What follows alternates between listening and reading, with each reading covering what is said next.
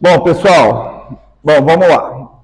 Ainda estou caminhando bem devagarzinho para que a gente possa digerir bem esses primeiros conceitos, até pela falta que eu encontro de um material assim que eu acho que vai ser legal para você. Normalmente eu gosto de eu transcrever as aulas, mas como eu falei, a primeira vez que eu dou essa disciplina, se eu for transcrever, vai ser mais do mesmo, então não tem nada de novo. Eu gastaria muito tempo, perder não é, mas não é a minha intenção agora. Tá bom? O que eu vou fazer? Eu vou caminhar um pouquinho mais devagar, vou pedir para vocês, sabe aquelas atividades do Moodle? Cara, muita calma e muita atenção. Utilizem aquelas atividades como estudo, junto com a gravação da aula. Junto com qualquer coisa, tenta transcrever a aula, tá? Vai chegar um momento que aí eu vou conseguir seguir mais, falar assim, ó, tem esse material, tem esse livro, eu vou postando lá no Moodle para vocês. Tá ok? Mas por que eu quero ir caminhando um pouquinho mais devagar? Porque eu quero que vocês, mais do que entender a relatividade, eu quero que vocês entendam o processo que levou à construção dessa nova ciência. Fizeram os exercícios do Moodle? Acertou todos, Matheus? Acertou todos? Mas, como acho? Não viu o resultado? Acertou todos, ô Patrick? Ah, mas, cara, meu Deus do céu. Esse cara que fez um descompromisso, eu não tô nem aí, que pelo amor de Deus. Isso aí, Renan?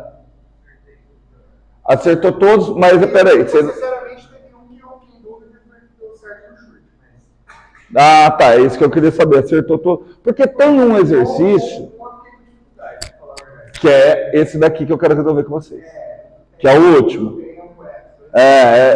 Esse daqui eu duvido. Não que eu duvide da capacidade de vocês, mas eu peguei esse exercício, sabe de onde? De um vestibular do ITA. E aí eu peguei ele, não porque ele realmente ele introduz, por isso que eu vou começar com ele hoje, ele introduz um conceito que é uma discussão que eu quero ter com vocês. Falei, cara, eu vou jogar esse exercício, eu não sei se misturou, mas eu coloquei ele como sendo o último. Ficou para todo mundo útil, porque o da engenharia o pessoal falou que mistura a ordem. Então, eu deixei ele por último. Eu falei, cara, esse daqui eu vou discutir com o pessoal lá depois. Tá ok? Então vamos só relembrar onde é que nós estamos situados. Deixa eu só falar, nós estamos atrasados pra cacete com a matéria. Em termos de conteúdo, nós estamos muito atrasados, só que isso é culpa minha. Primeiro, porque eu faltei, e segundo, porque eu estou indo bem devagarzinho. Estou indo bem devagarzinho por culpa de vocês. Porque vocês demoram mais para entender. Não, estou brincando. Tá? Não, a gente vai... Não, mas eu acho que essa é a ideia mesmo.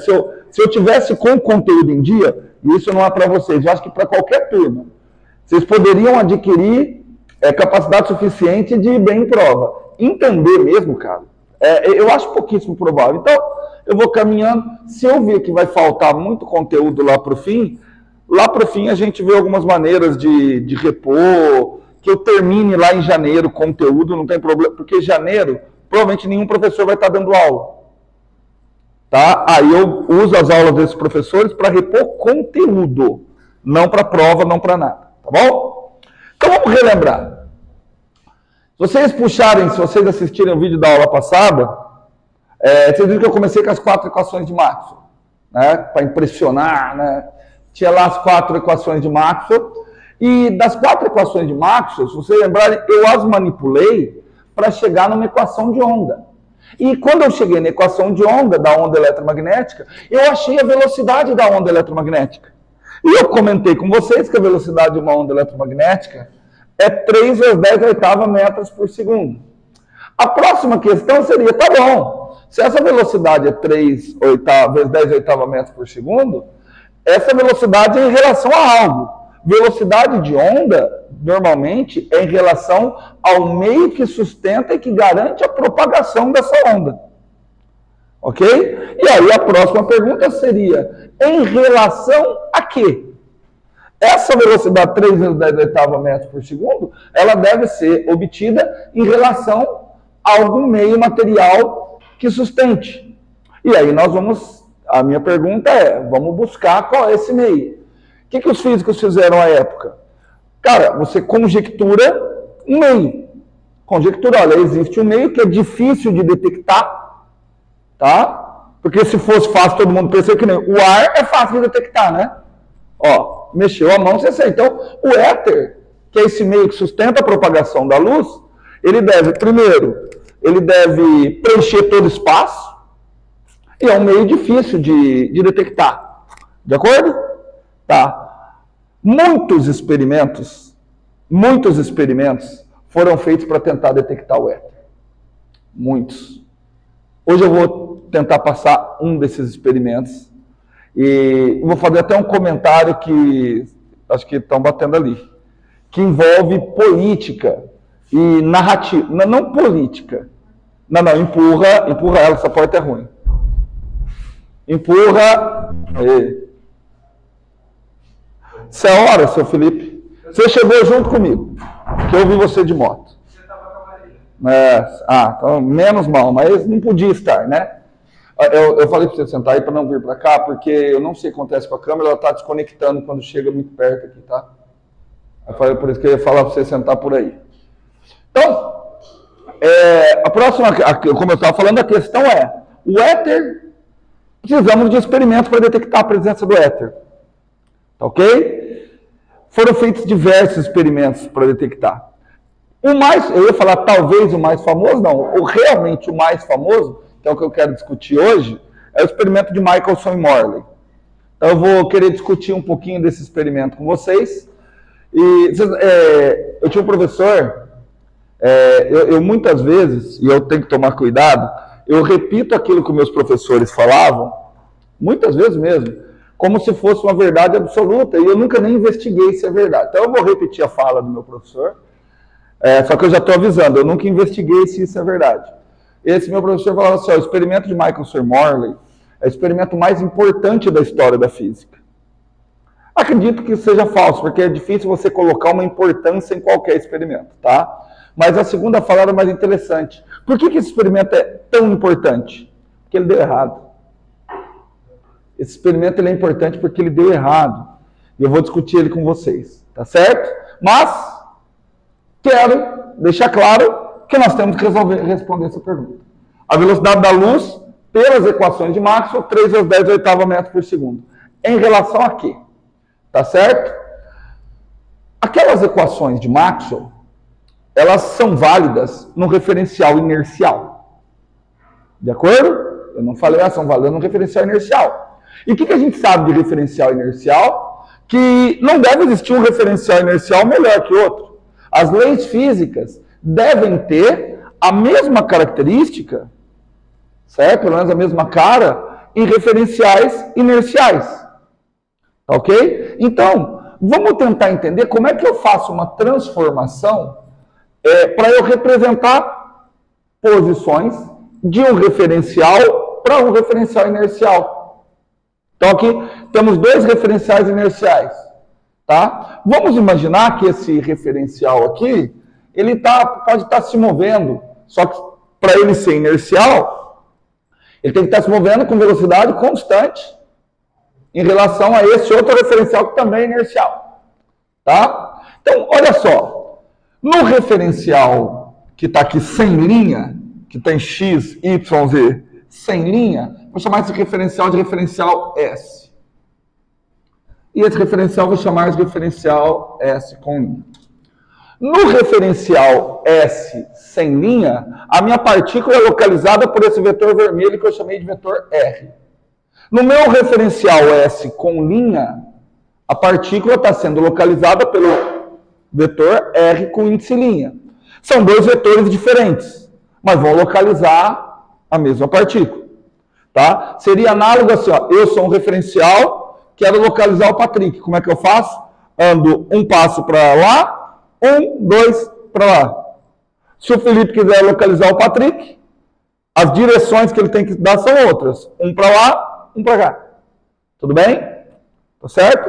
Então tá. Mas como é que eu relaciono esses dois referenciais? Eu relaciono o seguinte. Eu primeiro procuro localizar quem é o vetor que localiza o referencial com linha a partir do referencial sem linha. Esse vetor, isso aqui tudo na aula passada, é o vetor R. E aí eu procuro uma relação entre esses três. O que eu percebo? Eu percebo que o vetor R adicionado ao vetor R', pela regra do polígono, dá o vetor R. Ou seja, R mais R', mais R' me dá o vetor R. R mais R'. Cadê o R? Ah, trouxe ele para cá. R mais R' me dá o vetor R. Tudo bem? Mas quem é esse vetor? Por que eu deixei nessa forma? Porque essa forma fica interessante, que do lado de cá, o que eu tenho? Apenas vetores a partir do referencial sem linha. E do lado de lá, apenas vetores a partir do referencial com linha. E aí vem uma questão que eu vou fazer agora, mas eu vou discutir aprofundadamente, provavelmente só na semana que vem. Que é o seguinte, como que eu tenho uma igualdade, eu posso derivar dos dois lados. E aí que está a mecânica newtoniana. A mecânica newtoniana, eu vou derivar em relação a quê? Em relação ao tempo. Só que se eu derivar com relação ao tempo desse lado, eu tenho que derivar com relação ao mesmo tempo do outro lado para ser uma igualdade. E com isso, o que eu estou assumindo? Que o tempo é o mesmo nos dois referenciais. Que o tempo independe do referencial. O que para nós, a gente cresce com uma ideia que, cara, isso parece ser óbvio, né? Certo? Se eu derivar, então o que vai ficar? Que a velocidade no referencial sem linha menos a velocidade supostamente constante do referencial com linha, de acordo? É igual a velocidade do ponto vista no referencial com linha. Certo, Patrick? Se eu derivar mais uma vez, o que eu chego? Na aceleração. Só que olha que legal, se eu derivar mais uma vez, que eu não vou pôr aqui. Se eu derivar essa velocidade, eu tenho a aceleração no referencial sem linha. Quanto que é essa derivada? Zero, porque é o referencial inercial, então ele está com velocidade constante. E aqui, aceleração no referencial com linha. Então o que eu chego? Que as acelerações são iguais. Então as leis de Newton vão ser iguais, porque força resultante é massa da aceleração. E aí, show de bola. Tudo bem? Ou seja, a segunda lei de Newton, as leis de Newton, elas são invariantes na classe dos referenciais inerciais. Pronto, é isso que eu tenho, está todo mundo feliz com isso. Acho que ninguém aqui fez mecânica clássica ainda, né? Mas essa é a base da nossa mecânica clássica. O que você ia falar, Felipe? Você já fechou a cara? É porque eles vão ter a mesma aceleração. Não é eles, é a aceleração desse ponto. É a mesma medida em qualquer referencial. É essa que é a ideia. Tudo bem? A posição é a mesma medida em qualquer referencial? Não. A velocidade é a mesma? Não. O que é o mesmo? A aceleração. O tempo. O fato de eu considerar que o tempo é absoluto ocasiona que a aceleração seja a mesma. Absoluta. Que assim, concorda que essa pergunta, antes dessas aulas aqui, essa pergunta não faria sentido? Tudo bem? Antes da aula de relatividade, por isso é ruim, que por exemplo o Patrick está fazendo relatividade agora, é sério, porque a hora que ele for para as outras disciplinas, espero eu que faça esse tipo de questionamento. Ou espero eu, pelo menos, que você não apenas faça a disciplina para passar e comece a bater olho, principalmente nas disciplinas de eletromagnetismo. Porque essas são questões que nascem no eletromagnetismo. Vou dar um exemplo. Quando você pega as 4 equações de Maxwell, elas têm que valer em qualquer referencial inercial, né? Quando você pega as 4 equações de Maxwell e faz uma troca de referencial, você sabe o que aconteceu? As equações não batiam. As equações não batiam. Então, as transformações de Galileu, elas não funcionavam quando eu aplicava nas equações de Maxwell. Então, veio um cara e falou assim, cara, então eu tenho que mudar as transformadas de Galileu. Eu tenho que fazer uma pequena alteração nas transformadas de Galileu. Por quê? Porque as leis de Maxwell já eram testadas o suficiente para saber que elas eram verdadeiras. Então esse cara, chamado Sir Henry Lawrence, com argumentos puramente matemáticos,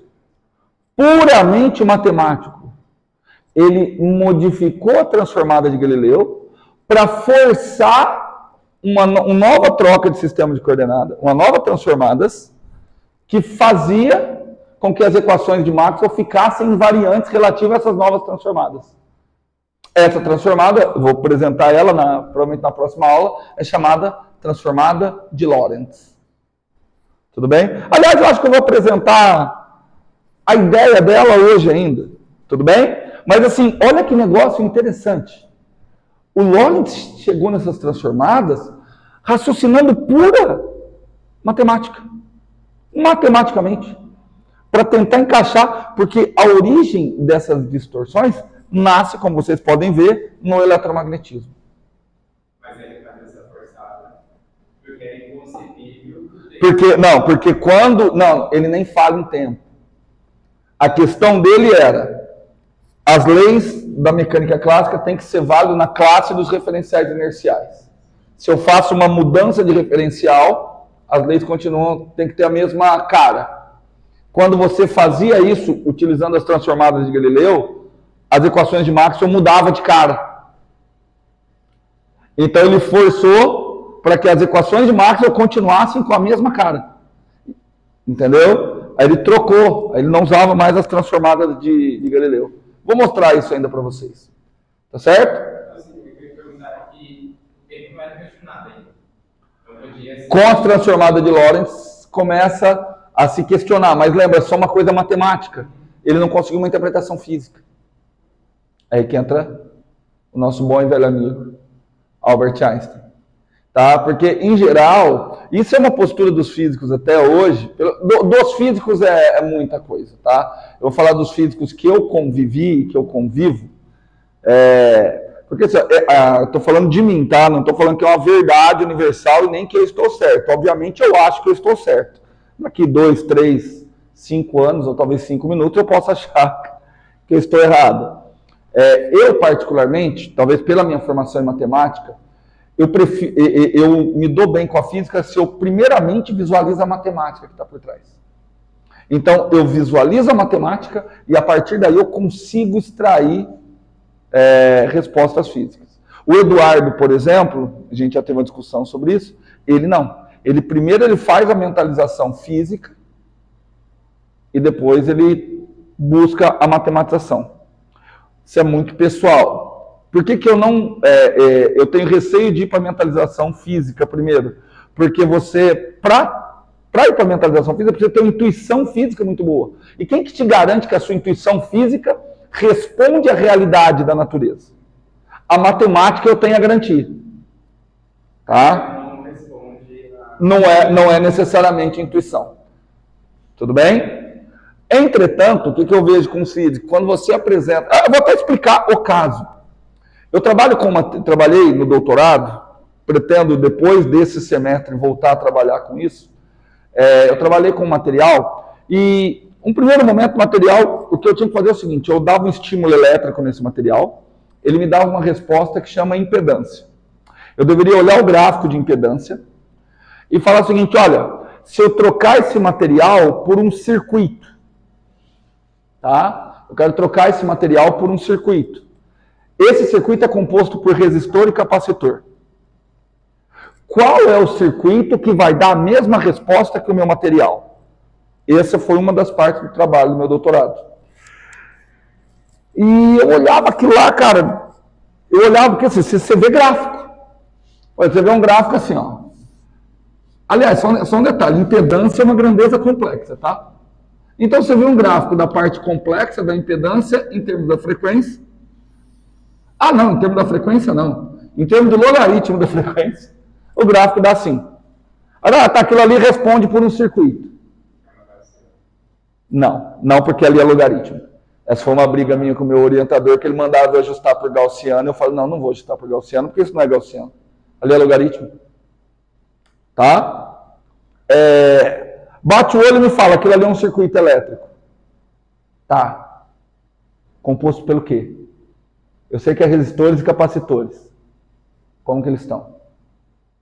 Então, eu estou contando a minha experiência. Eu consegui, inclusive hoje, quem trabalha lá usa os circuitos que eu deduzi, quem trabalha lá, e eu descobri que eu descobri assim, lendo muito artigo e eu achei uma equação num artigo de 1947, achei uma equação de um gráfico que era parecido com isso aqui.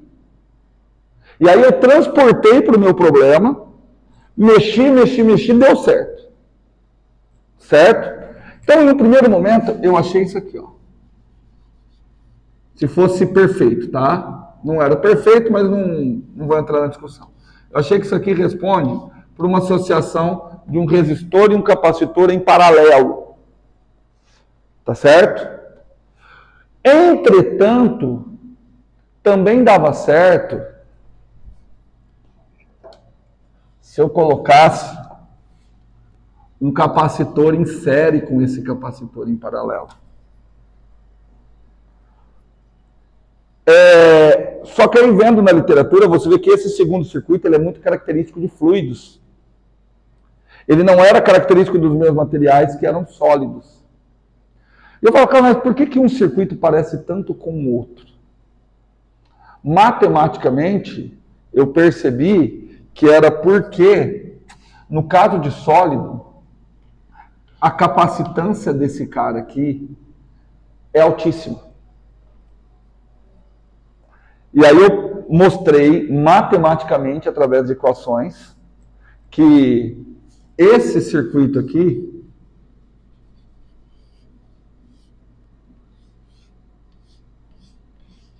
mostrei que esse circuito é o limite desse circuito quando a capacitância cresce indefinidamente. Está lá, está na minha tese, está demonstrado isso, matematicamente, uma coisa maravilhosa. Achei que eu ia ganhar um prêmio Nobel. Cagaram. Literalmente, sério, cagaram para minha demonstração matemática. Não, nem comentaram. Eu levei isso para um congresso, apresentei isso no congresso, o chairman falou assim, cara, tipo assim, mas o cara falou que você tá bom, mas eu quero que você discute a física disso. Cara, estou discutindo a matemática, depois a gente vai para a física. Eu acho isso importante. Na minha tese, teve um dos caras, na minha defesa, um dos caras comentou o seguinte, olha, essas matemáticas que você pôs aí, eu não entendo não, qualquer dia você pode até me ensinar. E nós não estamos falando de cara, nós estamos falando de cara, na minha, você tem ideia, o carinha um dos mais fraquinhos que estava na minha banca, era vice-reitor da USP. Só tinha livre docente, só cara era muito foda. O cara falou isso. O cara falou isso. Então, assim, por isso que eu falo assim, é uma coisa que eu penso, só que isso faz parte da ciência. Você também tem que convencer os seus pares, você tem que usar, e aí eu preciso melhorar meus argumentos, e convencer os seus pares daquilo que você acha ser verdade. Particularmente, por que eu acho que eu não vou conseguir convencer meus pares? Porque isso embute que eles têm que estudar mais matemática. Entendeu? A gente tende a não valorizar aquilo que a gente não domina 100%. A gente aqui, ninguém aqui valoriza biologia. Né? Não, valoriza assim, de pegar, estudar e querer entender aprofundadamente. Você não vai parar o seu tempo. Tá aí o motivo. Tá, então você não valoriza, vamos pegar geologia. Entendeu? E para eu conseguir convencê-los, eu preciso ter um resultado muito absurdo matemático. Tanto que o Lorentz não convenceu ninguém. A transformada de Lorentz só ficou famosa depois que o Galileu a usou. O Einstein a utilizou. Tudo bem? E aí eu estava falando, Felipe, que assim, lá no exercício, eu criei um exercício, e assim, as letras utilizadas foram propositais, tá? Falei assim, olha, vamos imaginar a seguinte situação. Aqui eu tenho um vento, mas eu vou trocar. Vou chamar de vento, não. Eu acho que fica mais fácil a gente imaginar, olha, tivesse alterado, que aquilo ali é um rio. Certo? E aqui tem a correnteza do rio. Tudo bem? Agora imagine que um nadador, ele quer fazer o seguinte trajeto. Ele está treinando. O nadador precisa sair daqui. Que nome que eu coloquei lá? Se eu não conseguir repetir as letras, não tem problema. No último exercício, aqui é A. Exercício na lista do Moodle. Você fez o exercício? Ah, tá. Não. Esse daqui era de vento. Agora eu estou trocando. A, vou chamar AB e vou chamar aqui de C. Aqui vai de cima para baixo. Isso. E vai para frente e para trás. Então vamos imaginar que é um nadador, que eu acho que fica mais fácil. Ok? O nadador, olha aqui, Renan, larga o celular. O nadador precisa sair daqui, vir até o B e voltar. Ele vai gastar um certo tempo para ir até o B e voltar. E ele também precisa ir daqui até o C e voltar. Nas duas situações, a velocidade do nadador em relação ao rio, não em relação às margens, é a mesma. Tudo bem? Nas duas situações, a velocidade do nadador em relação ao rio. Então, vou colocar aqui um sisteminha com linha. X linha. Y linha. Então, a velocidade do nadador, nesse referencial, o módulo dela, pelo menos, é a mesma. Vale C. E esse referencial acompanha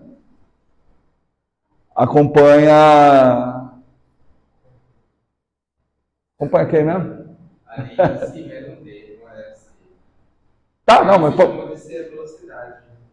Ah, tá, então, perfeito. Não, mas C pequeno. Não vai usar. A velocidade por relação a esse referencial, a velocidade do nadador, eu não vou nem desenhar que eu não consigo, em relação a esse referencial, é C, durante todos os movimentos. Tudo bem? E aí eu pergunto, qual a razão entre os tempos? Pergunta, qual trajeto que você acha que vai demorar mais? Esse, ir e volta, ou esse, ir e volta? Palpite mesmo, qual que você acha que vai demorar mais? Sema. Por quê, Matheus?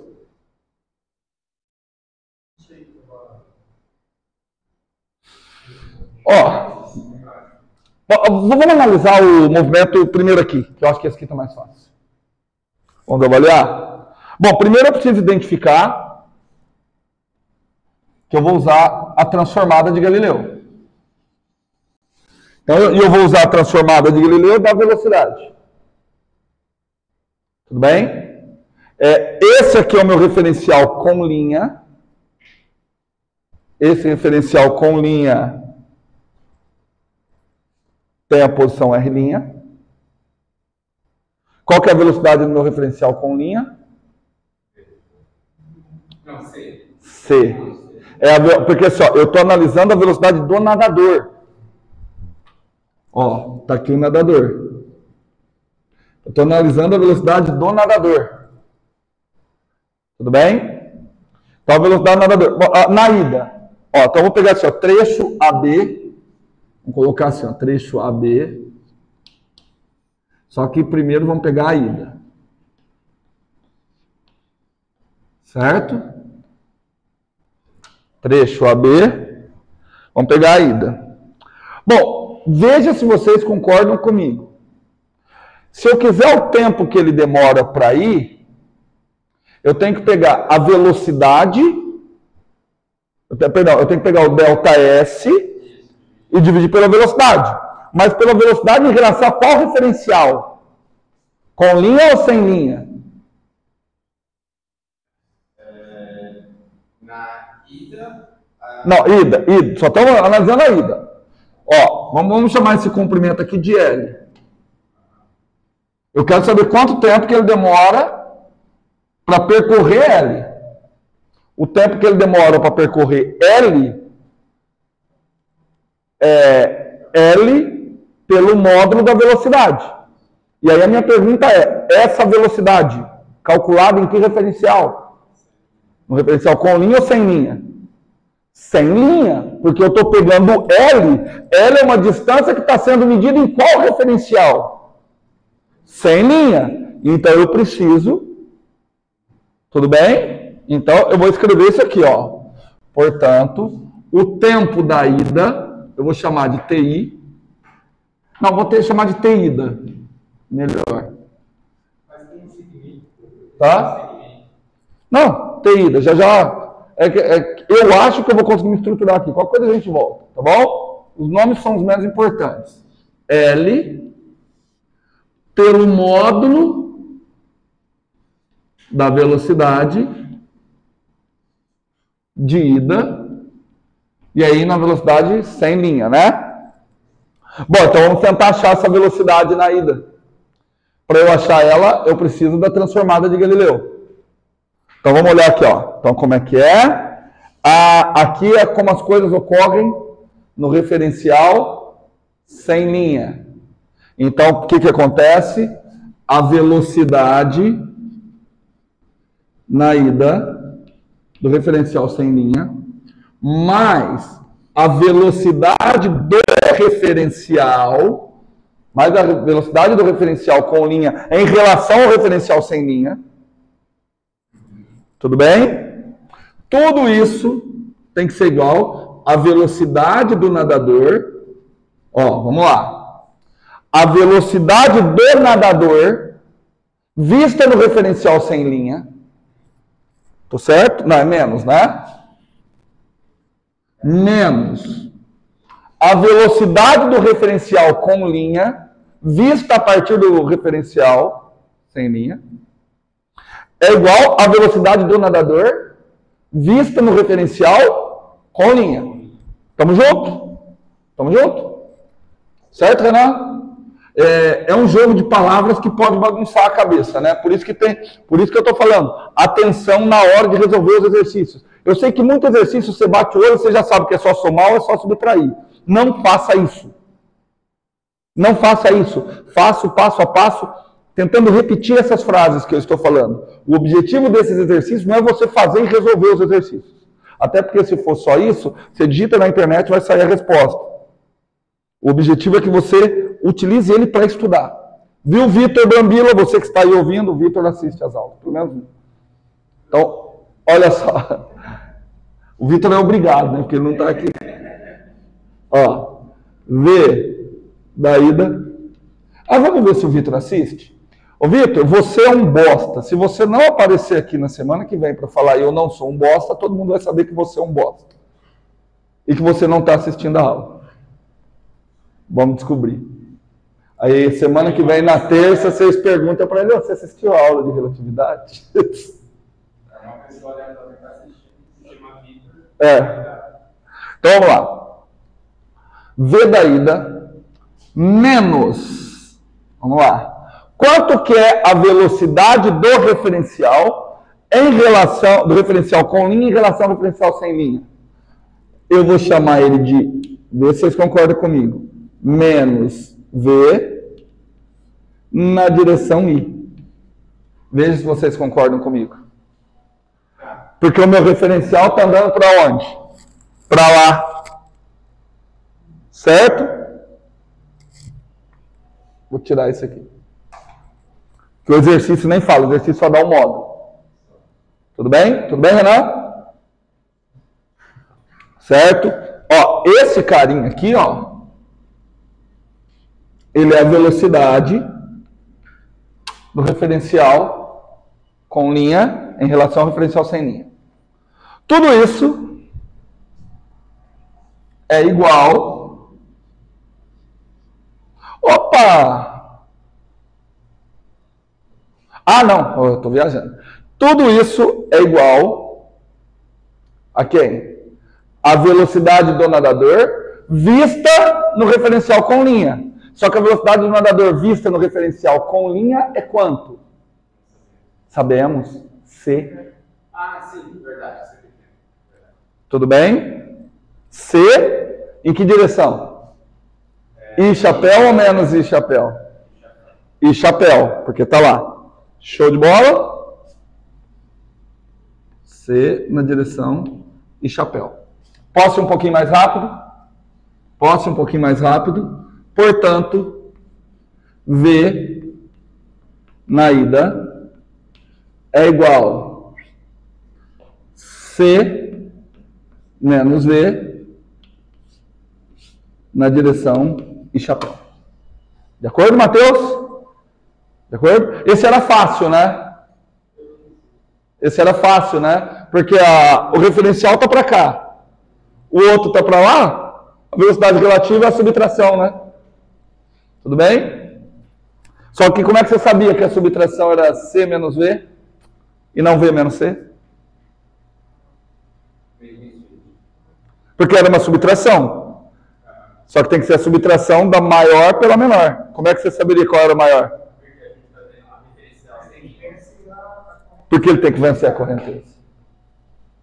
Certo? Ou seja, ele tem que estar... só que esse C é a velocidade dele com relação à correnteza, né? Como ele precisa ir para lá.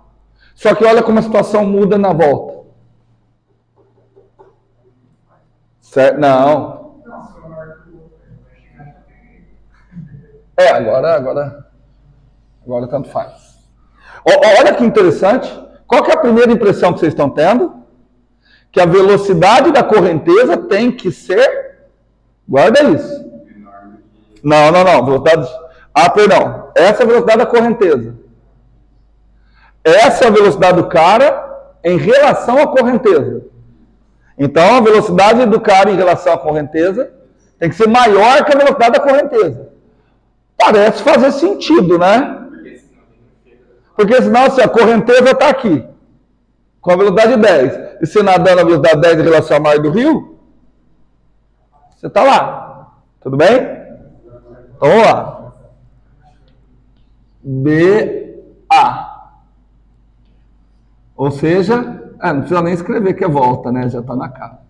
Volta. Patricão, tô vendo você quietinho aí. Você é o mais nenenzinho aqui, tá entendendo? Tá indo? Então vamos lá, até porque isso aqui, por mais difícil que pareça, ainda é conteúdo de ensino médio. Certo? É conteúdo de... Não, gente, não estou falando para fazer... É conteúdo de ensino médio. Não é porque é conteúdo de ensino médio que ele é fácil. Mas é de ensino médio. Tudo bem? Tempo da volta. Vamos chamar isso aqui de tempo da volta. Também vai ser L pelo módulo da velocidade na volta. Eu não vou reescrever essa equação, porque ela é a mesma, só trocando ida por volta. Eu posso até escrever, vai. Estou aplicando a transformada de Galileu. V da volta menos Vzão igual a velinha. Vou escrever a linha da volta aqui, porque eu tenho que diferenciar, tá? Se eu mantenho o mesmo índice, eu estou indicando que é o mesmo valor. Então vamos lá? V da volta. V da volta. Vai continuar a mesma coisa. V na direção I. Porque velocidade do nadador é referente ao referencial sem linha. Menos velocidade do referencial com linha em relação ao referencial sem linha. Show? Igual. Só que agora, quem é o V' da volta? Na volta, para onde ele está indo? Para cá. Então, se ele está vindo para cá, então a velocidade dele só pode ser menos C na direção I. O exercício fala que o módulo da velocidade, olha só, o exercício fala, o módulo da velocidade é C em relação ao referencial. De acordo? Portanto, a velocidade da volta é igual menos C mais V na direção I. Tudo bem? Tudo bem? Tranquilo, Matheus? Esse tempo de ida e volta aqui na horizontal, que é o mais fácil, ele chama de T1 ou T2? Ele não chama. Chama. No exercício ele fala, é T1 ou T2? T1. Todo mundo? Show de bola? Então, e é para eu calcular quem? T1 por T2 ou T2 por T1? Tá, já a gente vê. Então vamos lá, T1. Vamos calcular T1? Ah, gente, eu acho que eu vou pagar aqui, hein? Não, eu vou escrever ali, depois eu apago para continuar, tá? E aí vocês guardem aí que eu não quero apagar essa coisa magnífica que está aqui na luz. Olha só, T1 é L, ó, a ida, L por C menos V. De acordo? Mais, ó, tempo de ida, mais tempo da volta. L por C mais V. Todo mundo de acordo? Todo mundo de acordo? Certo, Patrick? Patrick, vamos brincar um pouquinho? Não. Sabe brincar? Não sabe brincar, não desce pro play. Não sabe brincar, vai lá fazer Física 1 com a galera do primeiro ano. Ó. Porque é um módulo. Módulo, certo? Senão você está criando uma nova relatividade a qual aceita tempos negativos. Não estou falando que isso não exista. Pode criar. É uma oportunidade. Tudo bem? Então vamos lá. Se eu tirar fazer o mínimo, aqui, veja se vocês concordam comigo. Vai ficar C quadrado menos V quadrado.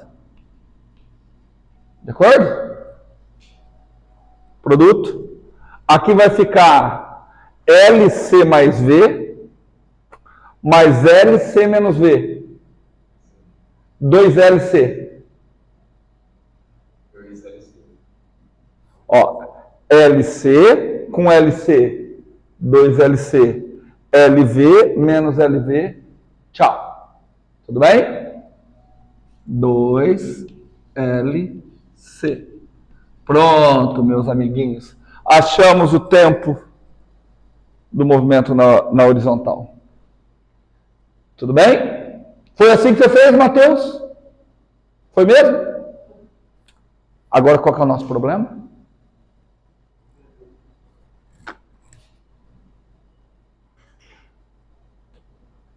Nosso problema agora é um pouquinho mais complicado. De acordo? Certo, Patricão? Patricão, por mais complicado que seja o nosso próximo problema, veja se é intuitivo para vocês. Se vocês falarem que sim, só vou ver se vocês realmente entendem. Se vocês falarem que não, vou explicar detalhado. Nesse caso, tanto a ida quanto a volta demoram o mesmo tempo. Porque o efeito da correnteza é o mesmo. De acordo? É natural para vocês? Então, vou calcular só o tempo da ida e vou multiplicar por 2. Tudo bem? Certo, Patrick? Fácil? Muito fácil? Fácil. Extremamente fácil, né? Então, vamos lá. Eu vou deixar aquele ali, que provavelmente eu vou esquecer o resultado. E a hora que eu pedir para vocês vão ficar 2 horas olhando no caderno e não vão achar. Então, eu vou deixar ali. Então, vamos para o AC. Ó, AC. Por mais que eu adore, vocês já perceberam que eu adoro a notação vetorial, aqui vai ser um pouquinho mais complicado. Porque aqui eu quero que vocês me digam o seguinte, eu vou pegar na cor verdinha, eu quero uma cor sem mundial, tá aqui uma cor sem mundial. Para onde vai estar, já tinha um sem mundial aqui. Para onde vai estar a velocidade do nadador no referencial sem linha? Para onde está a velocidade do nadador no referencial sem linha? Para cima? Não. No referencial, vista no referencial sem linha. Ela tem que estar para cima, porque ele sobe e desce. Então, tá aqui, ó. A velocidade do nadador no referencial sem linha. Sem linha. Olha que negócio interessante. Para onde está... aqui eu fiz o desenho feio. Não é porque vocês atrasaram que eu tenho que fazer o desenho feio, né? V. Olha lá. Qual outra velocidade que eu já sei exatamente onde está? A velocidade da correnteza. Tudo bem? Opa, a velocidade do narrador... Não. Essa que eu tenho que determinar, né? Eu vou chamar de VAC. Essa que eu tenho que determinar. Porque o tempo é o L dividido pelo módulo daquela velocidade. Aí eu preciso da velocidade da correnteza. A velocidade da correnteza eu também sei. Está aqui a velocidade da correnteza. A velocidade da correnteza... a velocidade da correnteza é V. Velocidade da correnteza medida a partir do referencial com linha. Tá certo? Portanto, a velocidade do nadador no referencial sem linha, vamos ver como é que é mesmo? Eu pego a velocidade, eu vou ter que pegar aquela e subtrair a outra. Tudo bem?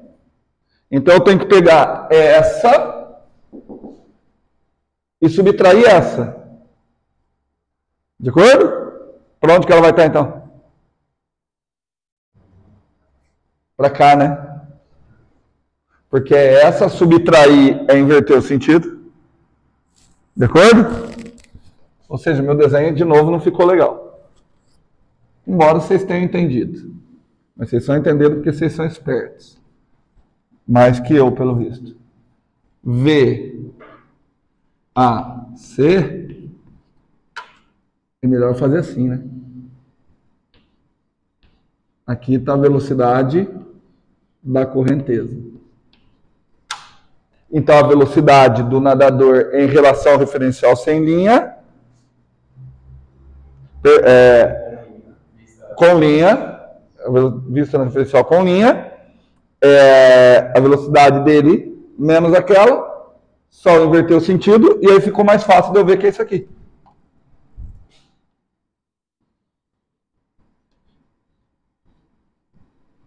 Todo mundo de acordo? Ali já dá para você ver também. E se fosse na volta? Na volta, o que vai mudar? Virou aqui. Quando eu fizer um menos o outro, vai dar para cá, mas vai dar o mesmo módulo. Então, mas o módulo é o mesmo. Não, sim, é que você falou que a velocidade já vai vir cá. Vamos ver? Vamos tentar ver. Esse daqui estaria para baixo. Aí esse daqui estaria aqui, eu teria que subtrair, né? Fazer esse menos esse. Vamos fazer aqui, ó. Esse menos o outro. Aqui, então ela estaria para cá. Certo? Tudo bem? Faz mais sentido. Ok? Mas o módulo vai ser o mesmo. Eu vou chamar isso aqui, por enquanto, só de vetor C. Mas quanto que é o módulo? Na realidade eu quero esse módulo, né? Portanto, eu posso aplicar o teorema de Pitágoras. Portanto, V AC ao quadrado é igual, estou indo direto, hein? É do nadador. Vista, assim, vamos falar por completo. É a velocidade do nadador vista no referencial sem linha. Que é nesse referencial que eu vou conseguir calcular o tempo. Tudo bem? Então, VAC é quanto? C quadrado menos V quadrado. Tudo bem? Resolvido. Portanto, agora vocês já sabem falar para mim que o tempo T2, quanto é o tempo T2? Não, ali é a velocidade. O tempo é L pela velocidade. Tudo bem? Tudo bem? Então ele é L. Oh, gente, eu não sei se vocês gostaram. Eu adorei o que eu vi aqui. Eu vou escrever de um jeito que eu vou adorar mais ainda. C quadrado menos V quadrado elevado a meio. Certo? Opa, mas o T2 tem que contar a ida e a volta. Você tem que contar a ida e a volta. Aqui aparece 1, 2. De acordo? Qual que era a pergunta do exercício? A razão T2 por T1. Vamos ver? Eu escrevi de um jeito que eu já preparei T2 por T1. Então vamos lá. O 2L vai embora. Tudo bem? 2L vai embora. Então vai ficar o quê? C menos V ao quadrado.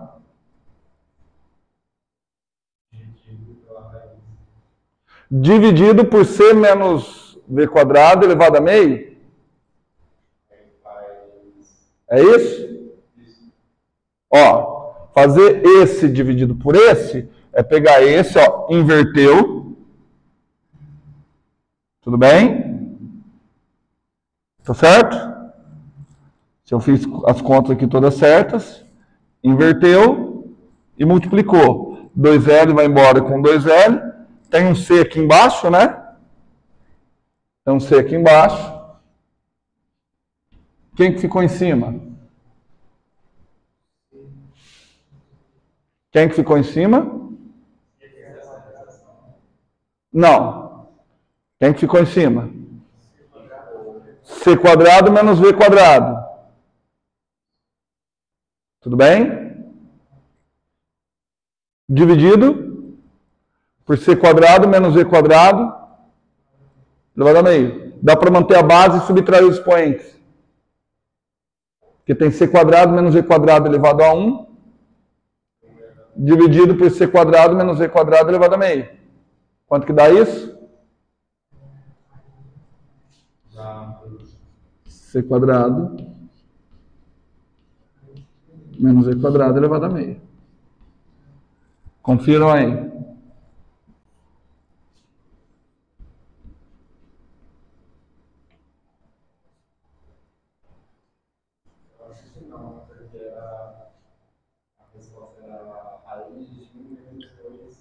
Não estamos preocupados com a resposta ainda. Vamos por partes. Eu acho que até eu coloquei, eu acho que a razão é T1 por T2 que o exercício pede. Aí é só a gente inverter. Tudo bem? Mas as contas estão certas? Sim. Só que com essas contas, o que a gente percebe? Essa divisão aqui vai dar maior que 1 ou menor que 1? Vai dar menor. Essa divisão vai dar menor que 1. Se a divisão vai dar menor que 1, o que está indicando? Que a intuição do Mateus estava ruim. Que o tempo para subir e descer é menor do que o tempo para vir e voltar.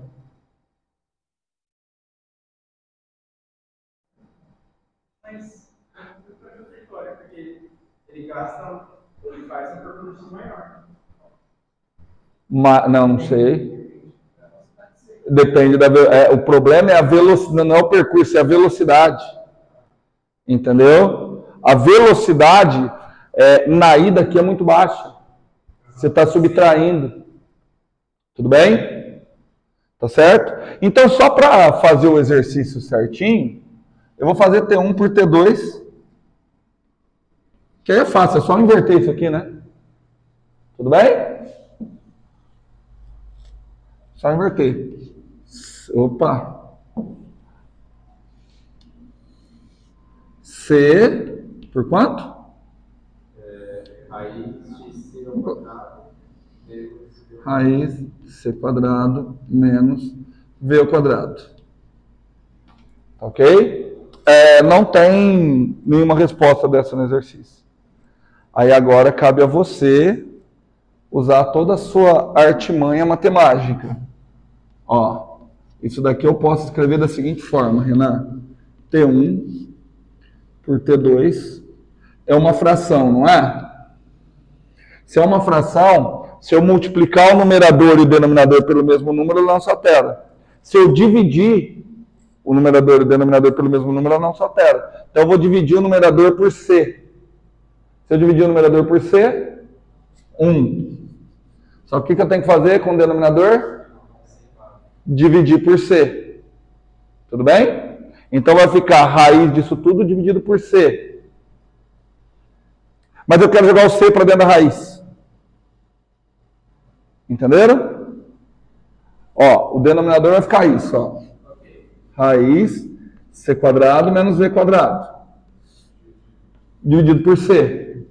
Certo? Só que esse C eu posso escrever como C quadrado na raiz.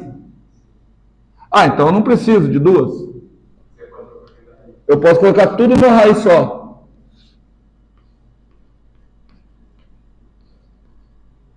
De acordo? Todo mundo de acordo? Ah, mas aí eu posso fazer C quadrado por C quadrado. 1. 1 menos V por C ao quadrado.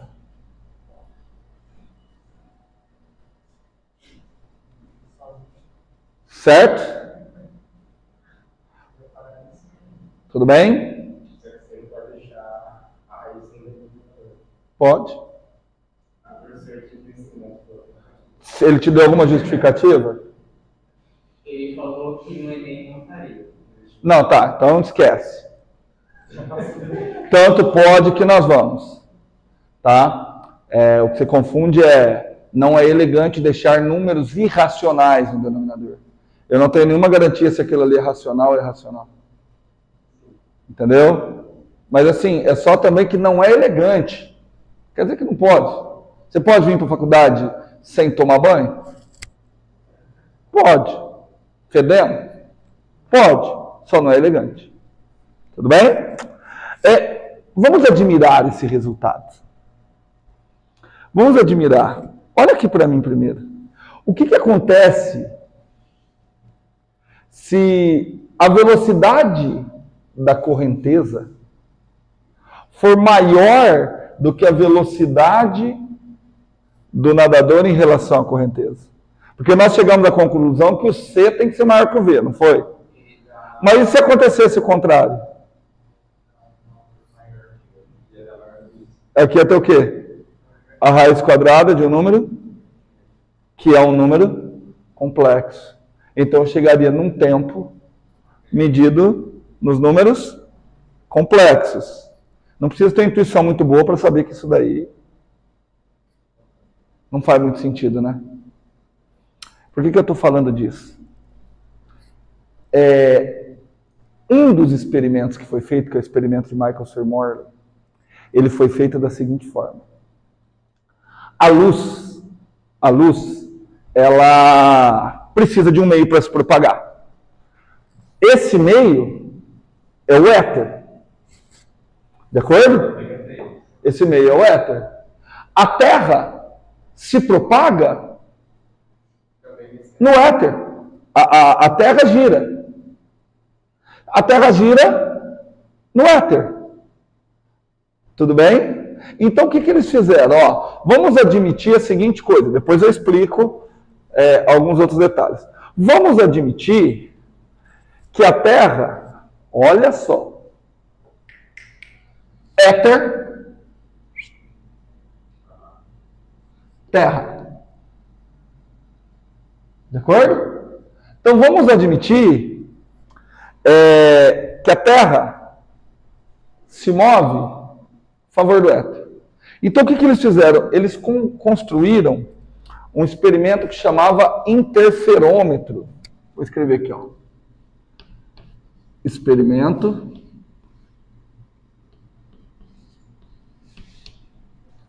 de Michelson. Olha, eu não sei se eu vou escrever certo, tá? Depois vocês confiram aí. Michelson e Morley. Experimento de Michelson e Morley. Então, eles construíram um interferômetro. Olha qual é a ideia. O interferômetro que eles construíram lá na Terra. O que é um interferômetro? Deixa eu tentar fazer um desenho bem bonitinho. Aqui, deixa eu ver se o lance... Não, o lance está feio.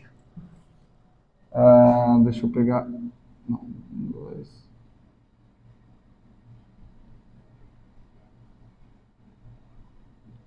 agora ficou bonito. Aqui eu tenho um espelho. Olha aqui, Patrick. O Patrick, leva esse celular. Esse espelho, ele tem uma propriedade que é a seguinte. Ele deixa passar metade da luz e outra metade ele reflete. Tudo bem? Vocês já viram um espelho desse aí lá por aí. Então, o que acontece? Ó, será que eu fiz o desenho errado de novo? Deixa eu pegar. Você manda um raio de luz. Ó, você manda um raio de luz. Esse raio de luz, ele vai se dividir em duas partes. Ok? Parte vai subir.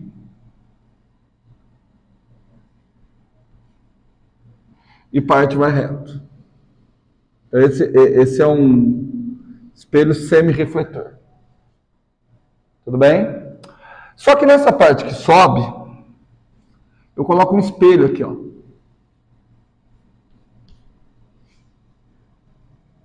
De acordo? Nessa parte aqui, 1, 2, 3, 4, 5. 1, 2, 3, 4, 5. Nessa parte aqui, eu coloco também um espelho refletor. Então, o que vai acontecer com esses raios?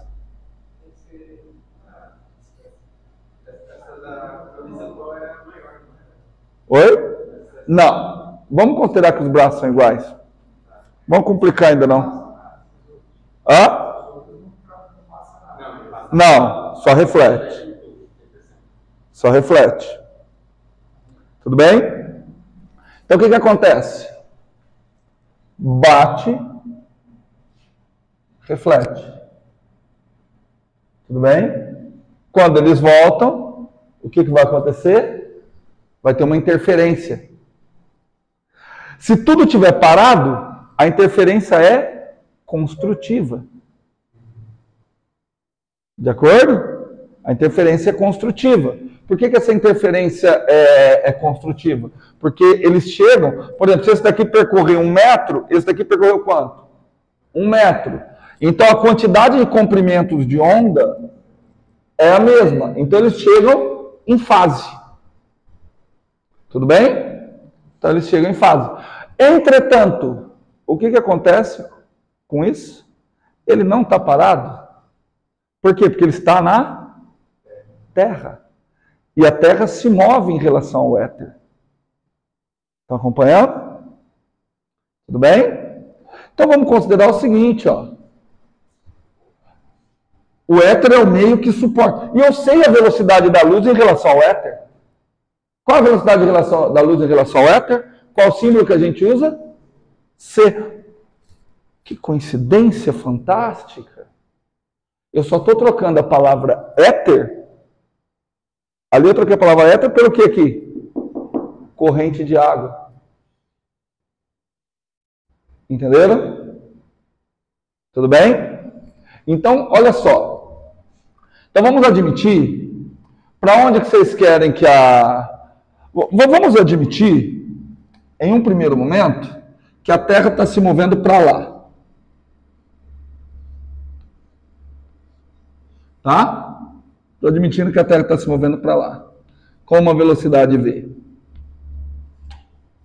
De acordo? Ah, e se eu errei isso? Porque não tinha como o Michael e o Sr. Morley saberem. Tá certo? É só você repetir o movimento, o experimento em estações do ano diferentes. Em algum momento vai dar uma diferença. Tudo bem? Tá? Ele está se movendo para lá. Eu quero calcular quanto tempo que a luz demora para ir até esse espelho e voltar aqui. Tudo bem? Depois eu quero calcular quanto tempo que a luz demora para subir e descer. Já fizemos esses cálculos? Está ali. Está ali. Certo? Oi? É ensino médio. Tudo bem? Eu vou postar um vídeo, vou ver se eu postei uma videoaula da Federal Fluminense. Ele faz um pouquinho diferente do que eu estou fazendo aqui. Eu estou partindo do exercício, ele faz uma discussão um pouquinho mais, só mais complexa, tá? Mas depois eu posto lá para vocês, é um vídeo de 7 minutos, com a diferença é isso, né? Tudo que eu levo 2 horas, ele faz em 7 minutos. Tá bom? Então, qual que é o tempo de ida e volta dessa luz? Quanto que é o tempo de ida e volta dessa luz? Eu vou chamar T1. É T1 ou T2? T1. Quanto que é? 2LC sobre C quadrado. Ah, legal. Legal. 2LC C sobre C quadrado menos V quadrado. E o tempo da luz que vai na vertical? Opa! Tempo da segunda parte, da luz que vai na... Eu vou fazer o seguinte, ó. Tempo da horizontal dividido pelo tempo na vertical. Quanto que é o tempo na vertical? Aí, 2LC.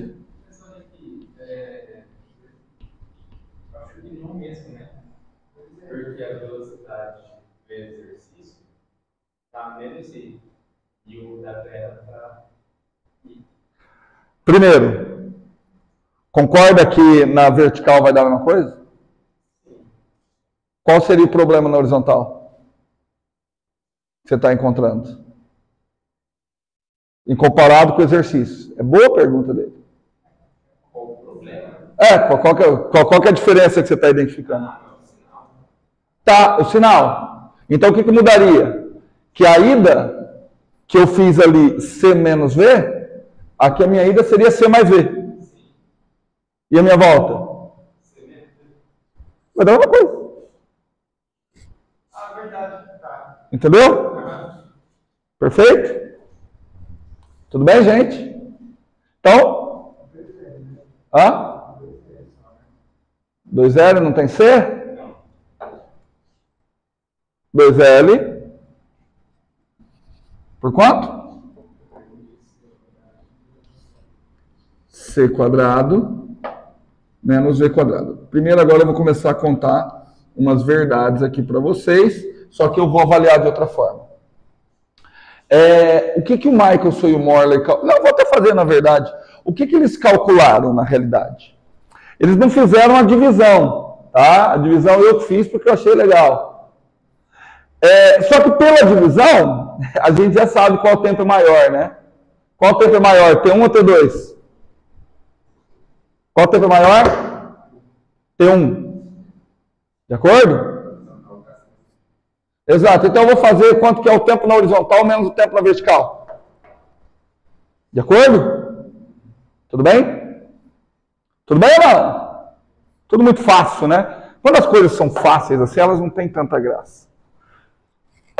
Cara, olha que assim, uma pena que o experimento deu errado. Porque olha a imaginação dos caras em montar um experimento que tenta detectar a presença do éter. Por exemplo, vamos imaginar ser um nadador. Que conclusão que você tiraria de um nadador que tanto na horizontal quanto na vertical ele gasta o mesmo tempo? Qual a conclusão que você tiraria? Vamos aprender a olhar pela equação? Olhar pela equação? Se os dois tempos são iguais, isso aqui tem que dar 1. Se isso aqui tem que dar 1, quanto tem que dar o denominador? 1. Mas para o denominador dar 1, essa fração aqui tem que dar quanto?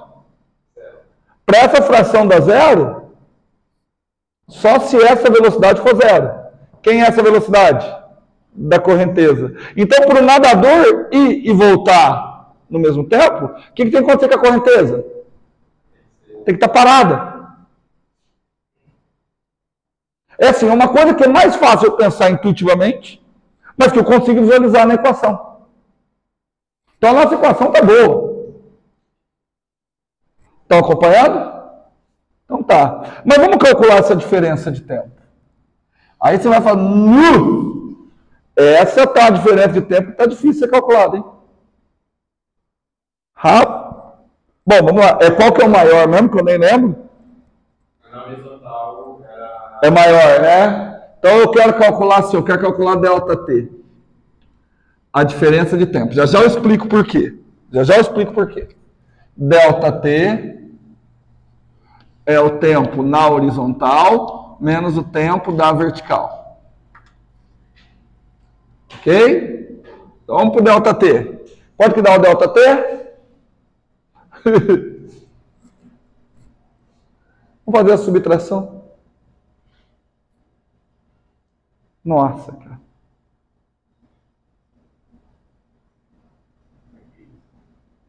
Nossa, cara.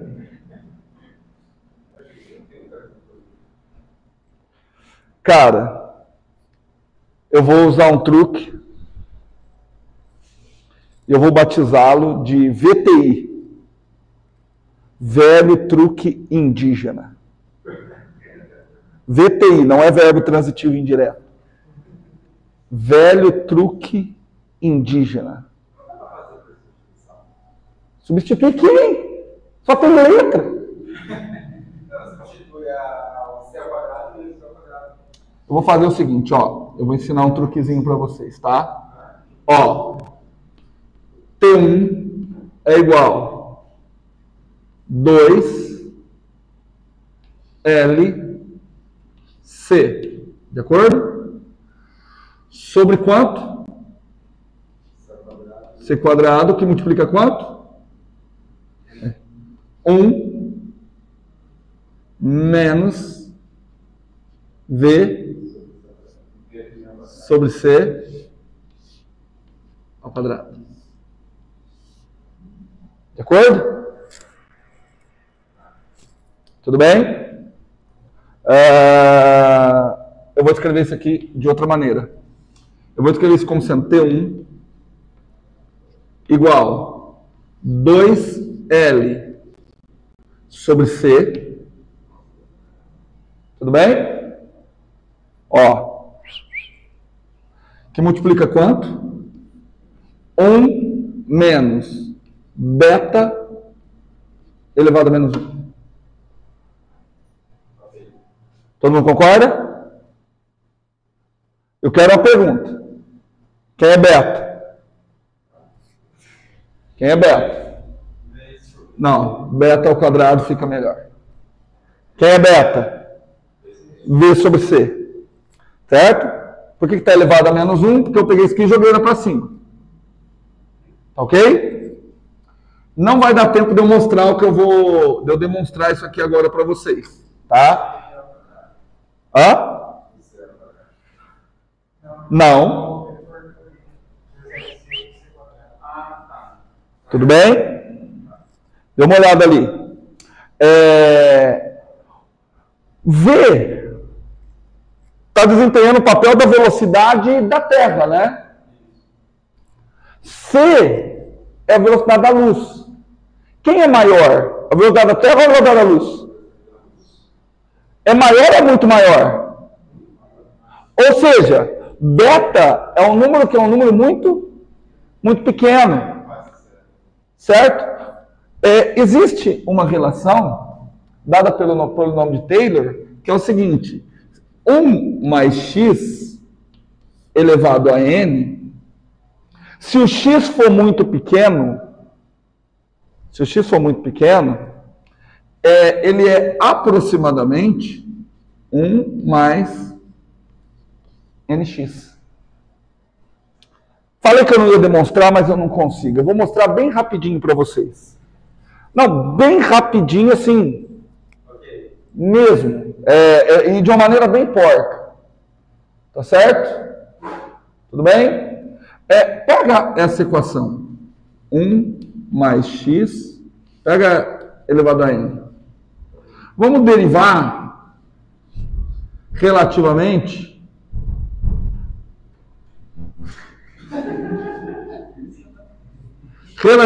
a variável x. Quanto que dá se eu derivar isso aqui relativamente a variável x?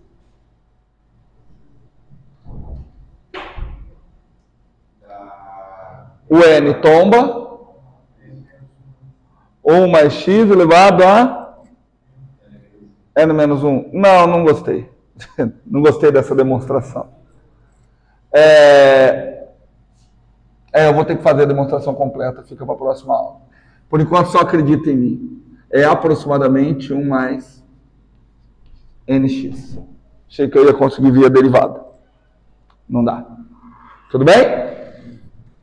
Certo? Então, o tempo 1... Olha, aqui eu já vou até colocar aproximadamente. O tempo 1, eu posso escrever ele como sendo 2L C, que multiplica... Opa! Isso daqui está com a cara de 1x elevado a n. Então, seria 1... Porque se fosse... Vamos comparar. 1 menos x elevado a n é aproximadamente igual a 1 menos nx. Show? Então, seria 1 menos... Tudo bem? Opa, peraí que eu tô... o beta não importa. Por quê? Porque o beta ao quadrado também é pequeno. Tá? Só que o meu n é menos 1. Menos com menos, mais. Então, 1 mais beta ao quadrado só. 1 mais beta ao quadrado. Tudo bem? Beta ao quadrado. Se eu não errei em conta, esse é o tempo na horizontal. De acordo? Pesadinho, né? Não, só aceitando não. Consegue entender isso aqui. Isso, por enquanto só aceita. Na aula que vem, me lembrem, senão eu vou esquecer. Eu mostro para vocês isso daqui. É só por conta do horário mesmo. Menos. Agora eu preciso do tempo na vertical. E eu vou usar a mesma técnica. Olha a técnica que eu vou usar. Isso daqui é 2L. Tá vendo esse C quadrado? Eu vou pôr em evidência. Vai ficar C quadrado que multiplica 1 menos beta ao quadrado de novo. Elevado a meio. Tá faltando o C quadrado aqui, né? Só que esse C quadrado estaria elevado a meio, não estaria? Então sai o C fora. De acordo? Para nossa alegria, o que ficou? 2L sobre C. De novo. 1 menos beta ao quadrado, só que agora elevado a quanto? Menos meio. Que eu subi. Tudo bem? Então aqui ficou 2L sobre C, que multiplica quanto? Vamos lá? 1 mais, porque o N agora é menos meio, 1 menos, que é 1 menos NX, né?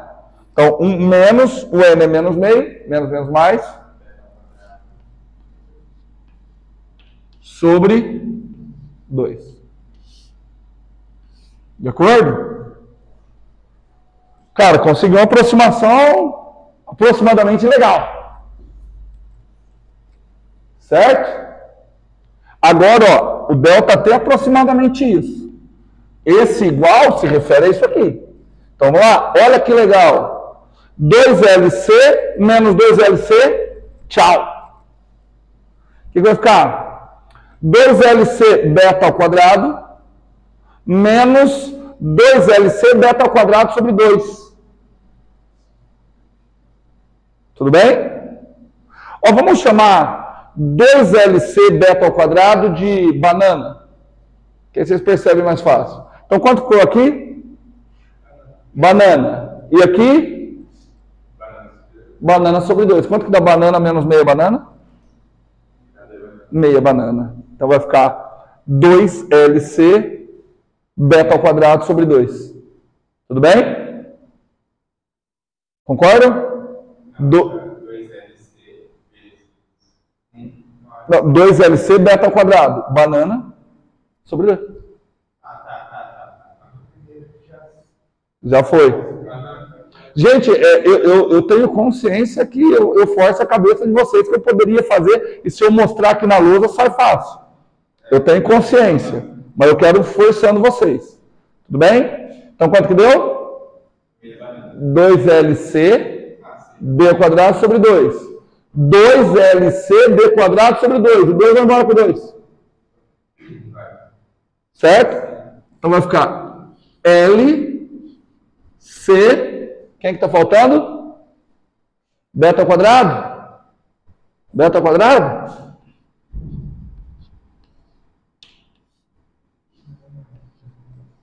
Não, nem, a gente nem lembra mais. Tudo bem? Dá para melhorar? Cara, olha que show de bola. L V quadrado sobre C. Essa é a diferença dos tempos. Certo? Só que na realidade, o que os caras queriam não era a diferença do tempo. Era a diferença dos tempos comparado com o período da onda. Certo? Porque assim, ó, se a diferença dos tempos for um período inteiro, a interferência é construtiva. Se a diferença do tempo for 2 períodos inteiros, a interferência também é construtiva. Se a diferença dos tempos for meio período, interferência destrutiva. Então, o que eles calculavam, na realidade, era a razão entre a diferença de tempo e o período da onda. Se essa razão desse o número inteiro, interferência construtiva. Certo? Tudo bem? Aqui, dá para a gente fazer uma estimativa de aproximadamente quanto que tem que dar essa diferença de tempo. Vamos fazer uma estimativa? Ó. Vamos considerar que o braço do interferômetro, que é aquele L, se os braços fossem diferentes, aqui, ali ia aparecer L1 mais L2, tá? Tá bom? Vamos fazer a velocidade da Terra é aproximadamente 30 km por segundo. Está na ordem de 10 a quarta. Ordem de 10 a quarta. 10 a quarta ao quadrado Vai dar da ordem 10 a 8? Peraí, 10 a quarta. Vamos ver. A velocidade da Terra está na ordem de 10 a quarta. Senão eu estou achando que as minhas equações ali estão erradas. 10 a quarta ao quadrado. É 10 a quarta mesmo? 30 quilômetros por segundo. Em metros por segundo. Vamos lá. 30 quilômetros por segundo. 30 quilômetros, 10 a quilo, 10 a terceira. Com o 30, 10 a quarta. 10 a quarta. 10 a quarta ao quadrado? Tá. Não, porque dá uma diferença de tempo medível, né?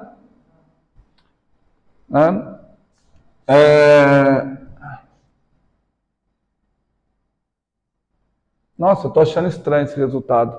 Bom, depois a gente confere. Não, porque só, se você pegar L é uma ordem de grandeza, 10. Aqui 10 a nona. Aqui iria para 10 a nona. A velocidade da luz é 10 a oitava. 10 a nona por 10 a oitava daria uma ordem de grandeza. Não estou falando isso aqui. Eu não lembro de ser isso. Eu lembro de ser na casa de 0,4, 0,5. Mas talvez 0,4, 0,5 é a razão.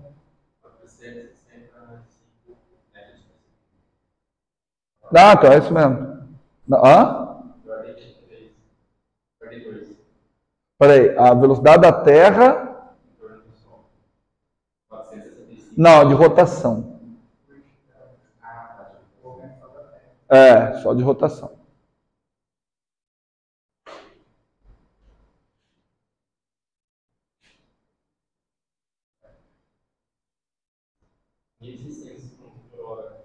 Exato. Não, tá certo. 1.600 km por hora vai dar na casa de 30 km por segundo, tá certo. Não, tá certo. Tá certo as unidades. Não, tá certo. A questão é o seguinte. O que interessava era a razão entre o tempo e o período. Tá? Eu vou falar a conclusão depois, vocês confiram em casa aí se as contas estão certas. Acho que estão. Você espera que dê uma diferença de tempo, embora não seja tempo que eles mediam, mas que dê uma diferença de tempo que seja o quê? Não, muito baixo não, está dando uma ordem de grandeza. Que seja medível. Se a diferença de tempo der zero. Não estou nem comparando. Estou falando se a diferença de tempo der zero. Nos dois trajetos. Olha na equação. Se a diferença de tempo der zero. Quer dizer que a velocidade da Terra em relação ao éter é zero. Certo? A diferença de tempo deu zero. A diferença de tempo deu zero. Olha a bucha. A diferença de tempo deu zero. Então a velocidade da Terra em relação ao éter é zero. Então vamos criar suposições. Primeira suposição. Se a velocidade da Terra em relação ao éter deu zero, uma possibilidade é que o éter caminhe junto com a Terra. Só que isso também é uma bucha. Porque se o éter caminha junto com a Terra, não tem como ele caminhar junto com a Terra o tempo todo. Porque ora a Terra está vindo, ora ela está voltando. Aí é meio difícil imaginar um negócio que acompanha todo o movimento da Terra. Certo? Então, essa possibilidade descartável. Mas eles não poderiam pensar que, por exemplo, a velocidade da luz não seria constante. Cara, vamos imaginar que você já está fazendo um raciocínio a partir do conhecimento que você tem hoje. Pensar para os caras. Cara, é a mesma coisa de você imaginar, olha, o nadador está andando numa correnteza. Isso aqui vale para o nadador. Isso aqui vale para o nadador. Desde que a velocidade do nadador, em relação à correnteza, seja muito maior que a velocidade da correnteza. Certo? Aí, depois que indo e voltando, indo e voltando deu zero. A diferença. Qual a conclusão? Que a velocidade da correnteza é zero. Faz sentido a velocidade da correnteza ser zero? Faz. Que existe. Faz sentido a velocidade da Terra em relação ao éter ser zero? Não faz sentido. Certo? Tanto que eu falei que eu ia falar uma questão de argumentação. Uma vez eu vi o Olavo de Carvalho citar esse experimento. Sabe qual a argumentação que ele utilizou? Ele utilizou assim, ó, fizeram vários experimentos e não detectaram o movimento da Terra, que seria uma outra possibilidade. Que a Terra esteja parada. Mas aí não faz sentido. Não faz sentido porque você já tinha outros trocentos experimentos, outros trocentos resultados que comprovam que a Terra está girando. Senão nós temos que voltar lá para o Galileu e condenar ele de novo. Mas a questão que eu quero... Olha a questão de narrativa. Pega uma pessoa que não entende muito bem. Você constrói uma narrativa de que o experimento foi feito, testado, e não detectaram o movimento da Terra. Não é isso. Não detectaram o movimento da Terra em relação ao éter. Cara, então o éter não deve existir. Só que aí se o éter não existe, onde é que a luz propaga? Certo? Aí a gente começa a relatividade na semana que vem. Tá? Porque por enquanto eu só quis apresentar para